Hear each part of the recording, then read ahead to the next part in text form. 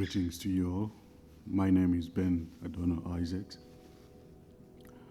The Lord showed me something concerning the nation of Zimbabwe prophetically. I was taken to the nation of Zimbabwe, and as I was walking, I came to a place where there was a huge crowd that had been rounded up by soldiers, and they were rounded up and they were in a queue that they may go into a certain place. But as I was looking at this huge crowd, there come out a splinter group, just a small portion of individuals or civilians that were rebellious and they didn't want to comply to the demands and to the orders of the soldiers, of the military. So that small group came off and they started running, and the soldiers, the military, started chasing down these individuals. And as they were running, my eyes were in that small crowd, in that splinter group. And I came to a place where, as I was on the road, I saw King Nebuchadnezzar, the one we read in the book of Daniel. King Nebuchadnezzar, he was dressed in his royal apparel, in his robes as the king, but his demeanor was very strange. He didn't behave like a king, even though he was dressed like a king, even though he was King Nebuchadnezzar, even though he was a king. But his behavior and his attitude, his approach, the way he presented himself, he didn't appear like a king. He sort of came out like, he had lost his senses, but still with his robes of the king, still with his royal apparel. Then he began to say words towards me, and these were his words. These were the words of King Nebuchadnezzar. He said, "Why are people angry? Why are people angry? Because Mnangagwa is giving people bread." Now, Emerson Mnangagwa is the president of Zimbabwe. So King Nebuchadnezzar, he begins to defend. From nowhere, he starts saying, "Why are people angry?" Looking at the fact that Mnangagwa is giving people bread.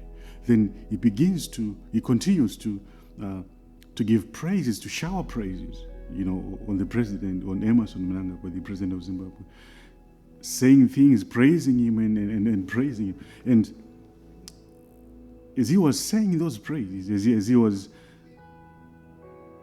praising him and showering him with praises, immediately a man appeared, or I saw a man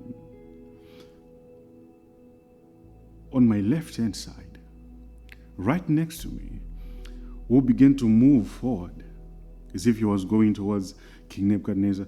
But he moved forward a bit from where I was, maybe a step or two steps away from me, in front of me, and he begins to rebuke King Nebuchadnezzar. The words of this man were, "How dare you speak like that? How do you talk like that? Have you not seen, or do you not see how the people have suffered? What bread are you talking about? That people are getting bread. Which bread are you talking? Can't you see what is happening here? Don't you see the suffering of the people? Can't you see how people have suffered?" So as he continued to rebuke King Nebuchadnezzar, all of a sudden I saw a rock, a huge rock, rolling at a very high speed, rolling towards King Nebuchadnezzar. And it crushed him to his death.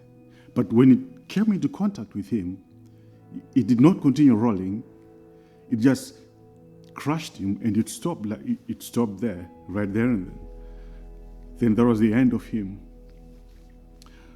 Then I was taken again back to that crowd, that splinter group that came out of the huge crowd, the splinter group that was being chased by soldiers. My eyes were taken back to that group again, and they were still being chased, but they came to a place or to a point where they entered into a forest. When they entered into the forest, the soldiers that were chasing these civilians released dogs. The dogs were black in color, with a patch of brown, somewhere around their face, somewhere here, just a stripe of brown, but they were black in color, and they were strange. They did not look like the dogs that we all know, or the dogs that you and I know. They were strange in this way, that they were covered, the faces of the dogs were covered. They were covered from the top of the nose, here, from between the eyes, going down, they were covered the nose, the lips, the mouth, the teeth, the chin, everything from below, from the top of the nose, going down to the chin. Everything was covered, as if they were created like that, as if that's how they are.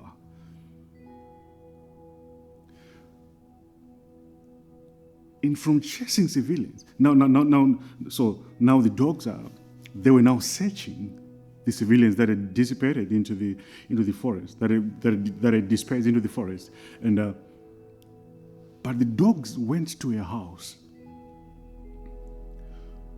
where they wanted to take a woman.